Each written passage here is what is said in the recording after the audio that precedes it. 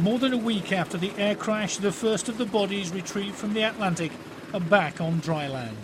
228 passengers and crew perished in the disaster. Only a small fraction of that number have so far been found by the search teams. Why the Air France Airbus plunged from the skies is still unclear, but one possibility is gaining credence. The early theories around what caused the Air France crash are centred on one of these, a pitot tube, and whether or not it was working when the aircraft flew into a storm. But what is it, what does it do, and how does it work? As a pitot tube, all aircraft must have some system of measuring airspeed at various altitudes. All aircraft have this type of tube, which measures the speed, the dynamic pressure going in through here, and because true airspeed changes with altitude, it measures the static pressure through these pipes. The difference between those two gives you an indication of airspeed, which is fed through into the cockpit, either on an airspeed indicator or in modern Airbus type and Boeing type aircraft, then it feeds through to the computer.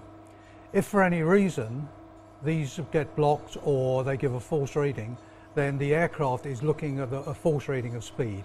Pilots who fly for Air France are urging the airline to change all their pitot tube airspeed sensors on Airbus planes immediately. We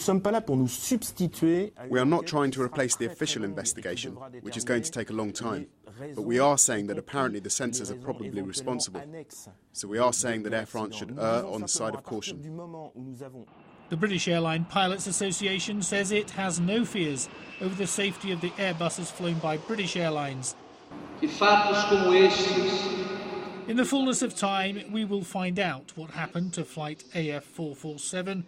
But for now, this is a human tragedy for so many families, not least the Schnabels.